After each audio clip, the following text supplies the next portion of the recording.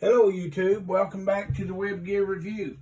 I'm your host, the Web Gear Guy, and today I want to take a look at some M-1936 pistol belts.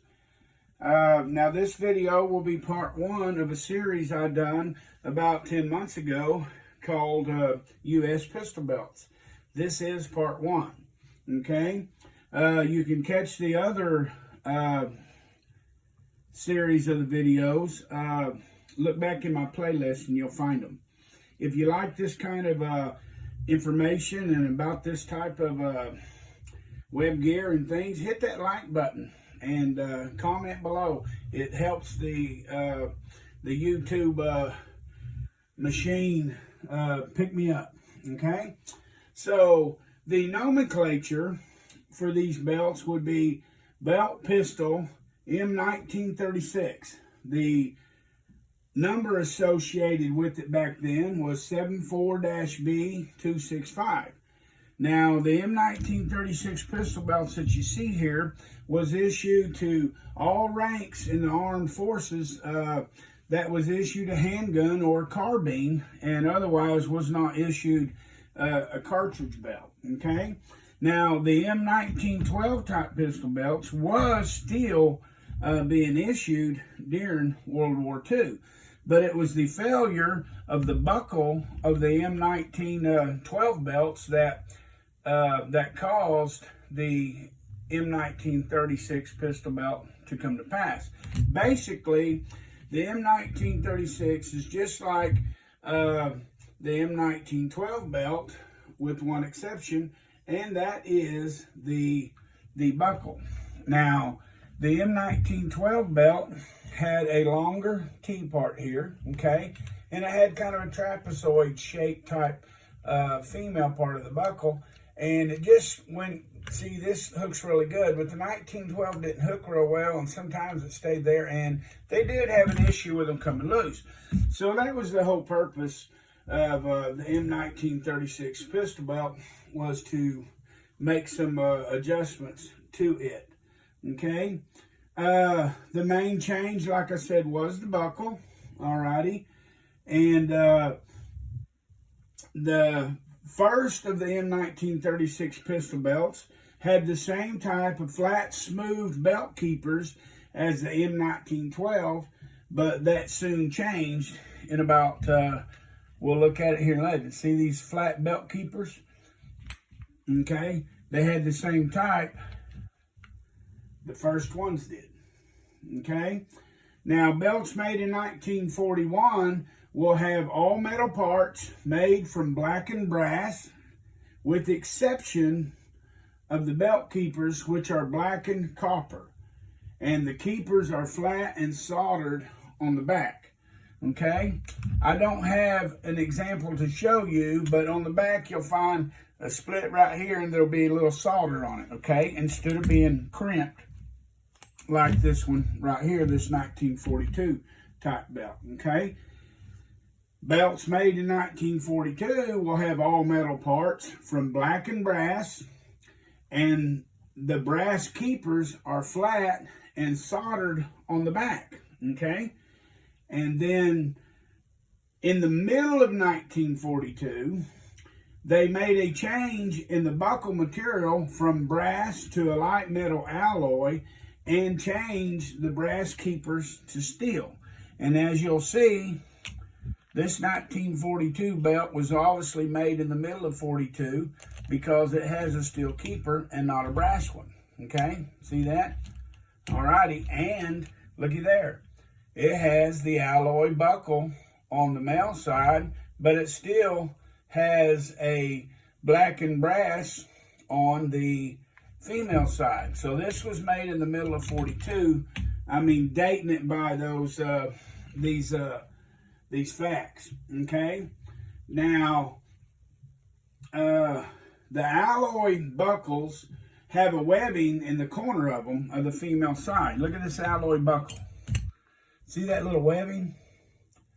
There was a company that made these called Yale that made this solid across here. It was the same thickness as the buckle itself.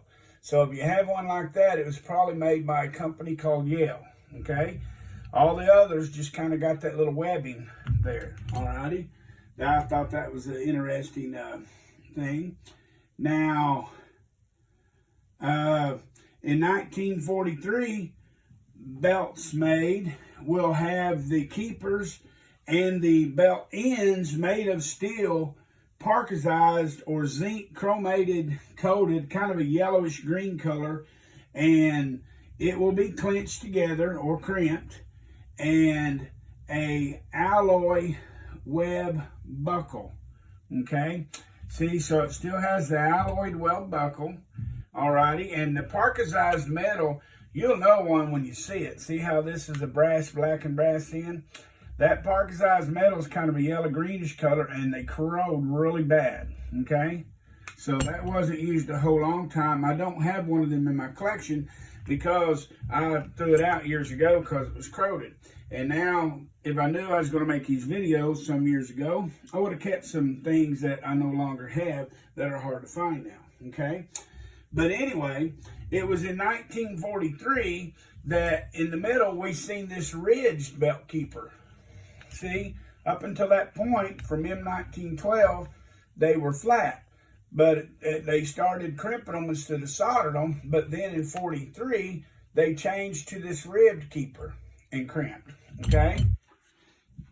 Now, concerning the United States Marine Corps belts, there were only two contractors, the way I understand it, which made United States Marine Corps pistol belts from the end of World War I all the way through World War II.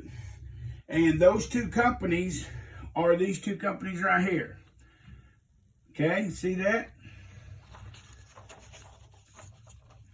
You don't like my pronunciation of that word, I'm pretty sure.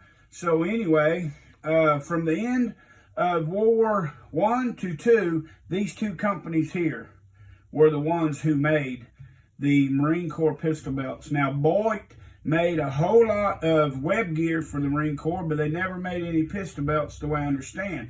And it was only in 1943, this company was the only company to make them in 1943. In 1942, they changed their stamping from this to this here, SF Company. Okay? Now, right here, notice I have a question mark under the RM Company. And basically that's because, who were they? There's a couple of explanations. One is said to be Russell Manufacturing Company, and the other one is said to be Russell Mills. So that's some information there. Okay? Now, in 1944, you'll find a lot of belts that are just a combination of using up parts. But it was in 1945 they realized that the rust is another enemy of the belt. So toward the end of the war, they came back to the brass rigid keepers and the belt ends. Okay? So it was in 1945 they basically went back to how it began, and everything was made out of brass. You got the belt keepers, you got the buckles, you got the belt ends, everything went back to brass. Okay? Now, post-war belts, after World War II, they were replaced, they replaced the alloy buckles with all brass buckles. Now, once we're talking about M-36 pistol belts, now the Korean War belts made during the Korean War will have all metal parts made from black and brass, and the keepers are brass with a ridge on them with a brass buckle. That is the typical Korean War configuration of a belt. This type of weave is a late variation, okay? This one right here that we have, okay? So now, let's take a look at these belts individually, okay? So what I want to show you here is I made me a few notes on these. This here is a RM Company 1942 belt right here, Okay? If you can see that.